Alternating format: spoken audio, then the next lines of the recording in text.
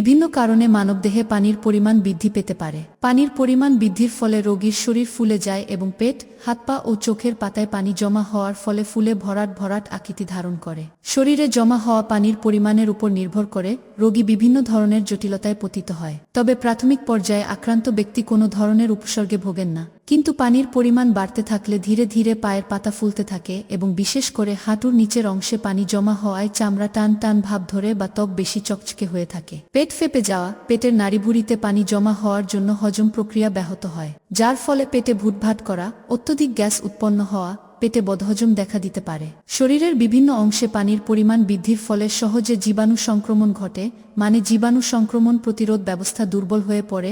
লিভারে অত্যধিক পানি জমা হওয়ার ফলে লিভারের স্বাভাবিক কার্যক্রম ব্যাহত হয়ে থাকে। ফলশ্রুতিতে হজম ক্ষমতা কমে যাওয়া থেকে শুরু করে কারো কারো জন্ডিস দেখা দিতে পারে। ফুসফুসে অত্যধিক পানি জমা হওয়ার ফলে ফুসফুসের বায়ু ধারণ ক্ষমতা কমে যায়। ফলশ্রুতিতে শ্বাসকষ্ট দেখা দেওয়া এবং হাত পায়ে পানির পরিমাণ বেশি হওয়ার ফলে চামড়ায় বা ত্বকে অস্বাভাবিক অনুভূতি, জ্বালাজবালা ভাব, চুলকানোর মতো সমস্যাও সৃষ্টি করে থাকে।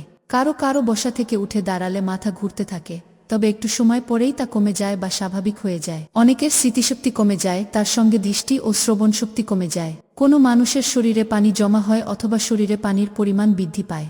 শরীরে পানি আসার প্রধান দুটি কারণ হার্ট এবং কিডনির অসুস্থতা। এ দুটি প্রধান কারণের মধ্যে বয়স্ক ব্যক্তিদের বেলায় 80 থেকে 90% কারণ হল হার্ট ডিজিজ। যে কোনো কারণে হার্ট দুর্বল হয়ে গেলে হার্টের রক্ত পাম্প করার ক্ষমতা কমে যায়। ফলশ্রুতিতে সারা শরীরে রক্তপ্রবাহ কমে যায়, ফলে শরীরের বিভিন্ন স্থানে রক্তপ্রবাহ স্তিমিত হওয়ায় রক্ত থেকে লবণ ও পানি বের হওয়ার সুযোগ সৃষ্টি হয় এবং রক্ত থেকে লবণ ও সমপরিমাণ পানি রক্তনালীর বাইরে জমা হতে থাকে। বিভিন্ন অঙ্গে অতিমাত্রায় পানি জমা হয়ে চাপের সৃষ্টি করে। এই চাপ বৃদ্ধিজনিত কারণে অঙ্গসমূহের স্বাভাবিক কার্যক্রম ব্যাহত হয়ে থাকে। সারা শরীরে রক্তপ্রবাহ কমে যাওয়ার সঙ্গে সঙ্গে কিডনির রক্তপ্রবাহ আনুপাতিক হারে একটু বেশিই কমে যায়। কিডনিতে রক্তপ্রবাহ কমে যাওয়ায় কিডনি প্রস্রাবের মাধ্যমে লবণ ও পানি বের করার পরিমাণ কমিয়ে দেয়, যাতে প্রস্রাবের পরিমাণও কমতে থাকে। তদুপরি কিডনি রক্তপ্রবাহ কমে যাওয়ার ফলে কিডনি থেকে রেনিন নামক এক ধরনের হরমোন নিঃসৃত হয়ে শরীরে লবণ ও পানির পরিমাণ আরও বেশি বৃদ্ধি করে শরীর ফুলে যেতে সাহায্য করে।